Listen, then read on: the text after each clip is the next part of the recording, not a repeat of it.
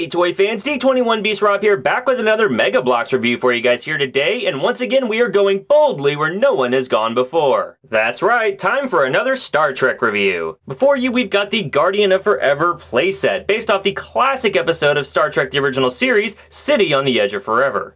Now, as of this recording, we are about a week out from Star Trek Beyond the movie, and early reviews are quite promising, and I'm super excited, and I feel like now's as good a time as any to start cracking into the Mega Bloks Star Trek line. As you can see here, we do have a bit of a window box packaging that shows one of the minifigures inside. We actually have Bones in the corner here. He is exclusive to this set. We've got an image that does showcase the actual playset itself. We've got the 50th anniversary Star Trek branding, as well as the Star Trek logo at the top. If we flip the package down, you can see we do have an image of the ship. Interestingly, that's one of the original images from the show, not one of the HD remaster shots that you see now on the streaming services for Star Trek. We've got the logo for the show, the minifigures inside, and when you flip this around, it does show you everything that comes included in this package. We've got a Captain Kirk, a McCoy, 2 security officers, again an image of the playset, even a couple of shots from the episode, which is pretty cool. Let you know about the accessories we've got here. Looks like we've got a tricorder, a communicator, and a phaser. Then at the bottom it shows you some other playsets that are currently available. And right now I've got my eye on this engineering playset. Doesn't look like there's a lot to it, but I am curious to check it out, and it'd be cool to get Chekhov and Scotty. We've also got a transporter playset, and even a Klingon battle cruiser. So pretty cool stuff from this line. But hey toy fans, why delay any longer? Let's get this construction set out of the box and see what it's all about. Alright, so out of the packaging, we've got that McCoy figure that we saw before. We've also got a couple of bags of pieces, and we've got a set of instructions. So let's get to work.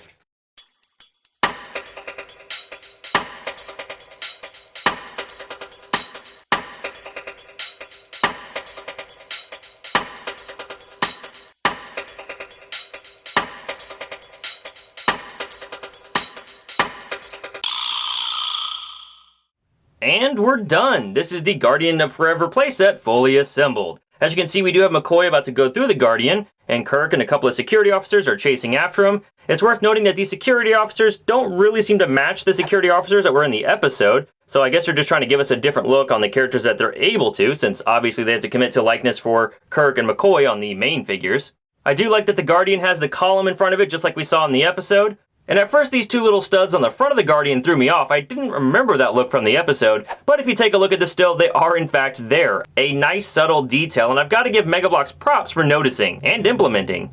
Now the base for the Guardian is actually sort of this speckledy plastic that looks like sand, which is appropriate for the episode. And the actual Guardian itself does have a mixture of translucent bricks as well as these really, I don't know, pearlized gray silver sort of bricks. So I think the effect is actually really nice. It looks good from the back as well, aside from the printing we have there on the lower brick. But really it's just a fun little set.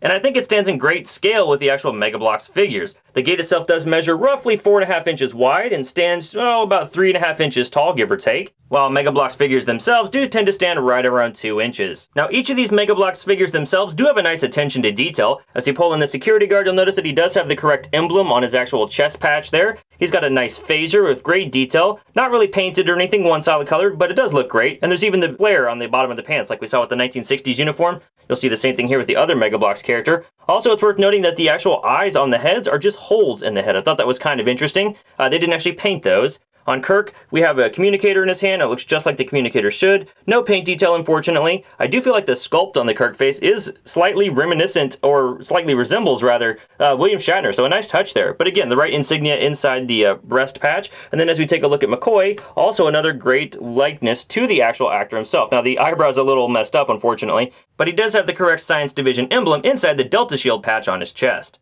But as great as this little mini set looks, if you're like me, you've been collecting Star Trek memorabilia for a while, and you've probably got some other minifigures in your collection. How do they stack up? Well, let's take a look.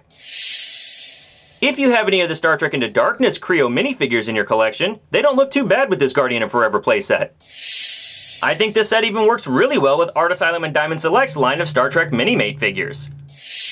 The old Art Asylum line of Star Trek Minimates, not so much. And because I've got it, here we've got the Mega Bloks Guardian of Forever compared to the Hallmark keepsake ornament from 2004 of the same thing. Crazy how they're almost the exact same size, right? Alright toy fans, that's my review of the Guardian of Forever playset released by Mega Bloks in 2016. Overall, I have to admit this is a pretty specific playset for a pretty specific audience. And it's most certainly not for everyone. But if you consider yourself a fan of Star Trek, or if you've been raising your little one with the finer points of science fiction, this is actually a pretty fun little set. but I do feel like it's slightly overpriced at $15. If you don't need to pick it up immediately, you might want to wait till you can find a good sale. Well, thanks for watching this review, toy fans. I hope you enjoyed it. If you guys like this set and want to see another one, be sure to give this video a big thumbs up. As always, you can keep up with me on Twitter and Instagram at D21Beast, and I'll see you guys next time.